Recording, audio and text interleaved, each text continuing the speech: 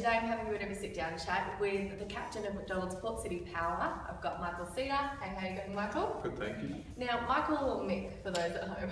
Michael for my mum and my partner Hayley, but Mick for my friends, so it's up to you. I don't really know.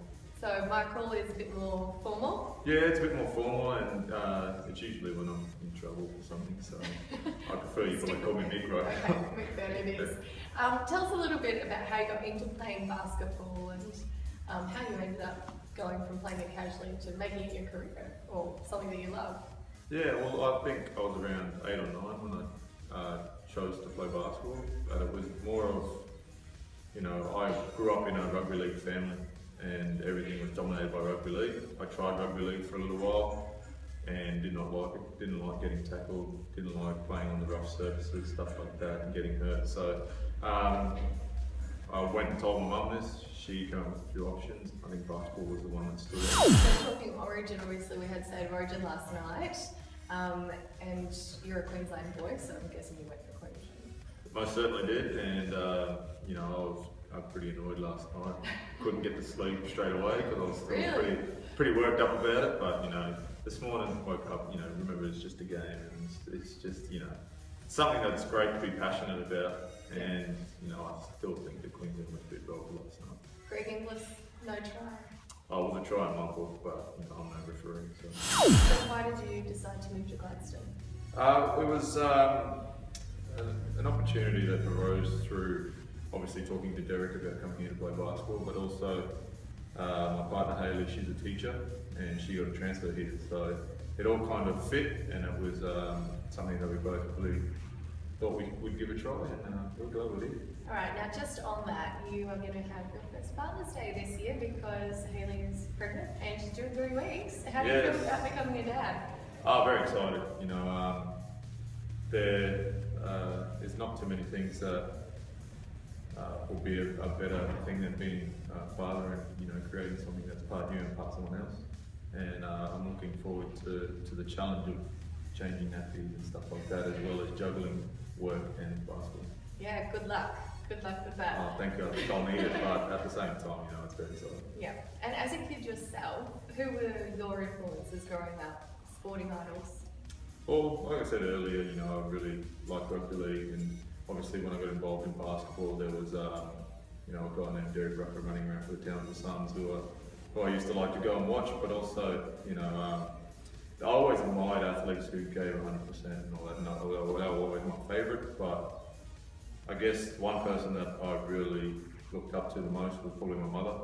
She played netball, she was very into it, and she still is to this day, but being able to do that, support 2 children on your own, and put them through all the stuff they need to do for basketball and sport is something that I'll always look up to. And how would you compare the QBL and the NBL? The QBL in the last probably 4 or 5 years has gotten a lot better.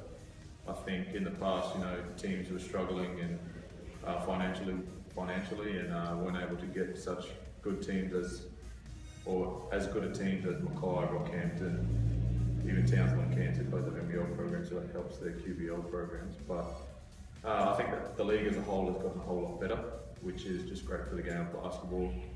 And the NBL is obviously a little bit of a step above, but the challenges of QBL every week are getting better, which is a good sign for players that are playing in QBL that have aspirations of playing in NBL. Your brother plays for Mackay at the moment, but you guys have played together in Townsville and competed against each other while you were in Rocky. Tell us about your time playing with him and against him. Chris and I have a really good relationship, obviously. It's just us two, and we talk to each other a fair bit. We talk to each other every day. Competing against each other is hard. He knows my game really well, I know his, and we both want to go out there and win, but at the same time you have this soft spot for the other person. You want them to succeed, you want them to do well, and the way Chris is playing this year for Mackay, I think that he'd be, if they were to pick an MVP of the league right now, he'd probably be it, because he is the best player on the best team right now. So when you're playing against him, do you go a little bit soft on him because he's your brother? Not soft, I'd probably go actually a little bit harder, but then say if something was to happen, like a stray elbow or something like that, I feel really bad straight away. So It's an accident. face palm. yeah, that sort of stuff. But we're always on the court having a bit of a laugh to each other. And we are competitors, and Yeah. we do want to win. And I can understand where he comes from too. Getting his butt kicked every day by his older brother. Yeah. Would have drove his motivation and all that. So getting 2 wins on me this year would have him pretty happy right now. And I guess when it comes to sledging, you're not going to pay out each other's mother, are you? Oh, no, definitely not. Yeah, no. I'll pay him out a little bit about his grey hair. He's got a 3-year-old son, so I think he's keeping him pretty grey right now. Look out! Chris it might be could 2 be coming years. your way. Might be 2 years younger than him, but he looks 2 years older than me, so I'm happy with that. Tell us about some of your favourite moments as a player, and also as a fan watching basketball too. As a player, there's a lot of moments that stick out in my mind, but I guess the one would be another moment with my brother, would be playing NBL on the same team as him. So playing on Australia's highest stage and all that with your brother, and becoming the first 2 Indigenous brothers to play on the same team is something that will always be there for us, something that our family can be proud of, and something that we are both extremely proud of. And as a captain of McDonald's Port City Power, what's your leadership style? My leadership style is a bit different to a lot of other people. I like to be pretty reserved, and I'm not someone that'll be all up and talking all the time and that sort of stuff. And I'm more about just positive reinforcement and doing things that set an example. So if we have training at 6, I'll be here at 5:30, getting myself ready for training, doing all that sort of stuff. So just the little things that people might not think is a big deal, but I hope that the younger kids in our squad see that. Okay, maybe that's what I have to do to get ready for training, to get ready to get. You actually do a lot of work with kids here in Gladstone at Gladstone West State School, as a counsellor. Tell us a little bit about your role there.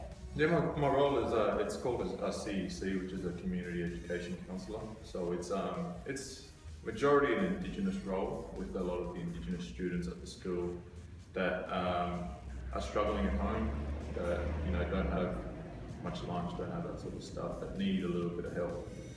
But at the same time, I like to work with all kids. I'm not going to say, you're not an Indigenous kid, I'm not going to work with you. That doesn't sit well with me, and a lot of that stuff doesn't sit well with me because I have an Indigenous father and a white mother, so I know what both sides of the fence are like. So kids need support, and that's what I'm there for.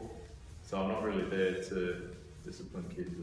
Sometimes they need to be told what to do, but I'm more there as a male role model who is there to listen to them and become someone that they can be really comfortable with, sort of like a friend, someone that they can trust and that they can open up to and talk about their life at home. So hopefully they can get that off their chest, feel better about themselves, and continue to keep coming to school. And when you have your own child in a few weeks' time, down the track, do you see them playing basketball? Is that something you would encourage them to get into? I'll say it now that I'm not going to be someone that will force anything on my child, but if she chooses basketball, then I'll be extremely happy. If she chooses any other sport, I'll be extremely happy. It is a girl. Congratulations. Oh, thank you. And she's going to have me pulling my hair out when she's a teenager, but whatever sport she wants to play, I'm all for it. Well, you're playing Bundy this Saturday on their turf. So how do you think that one's going to go down? It should be a good challenge. I think every game, like I said earlier, will be a challenge in this league. And going to Bundy will be a tough trip, and then the day after we back up and play Ipswich in Ipswich. So it's a tough road trip, but something that I know that us as a team we're well prepared for. Thanks so much for chatting to us today, Michael, Mick, and all the best this weekend. And we'll catch you here at Cedar Stadium No problem. Thank you very much. on July 11th. Thank you for having me. Cheers.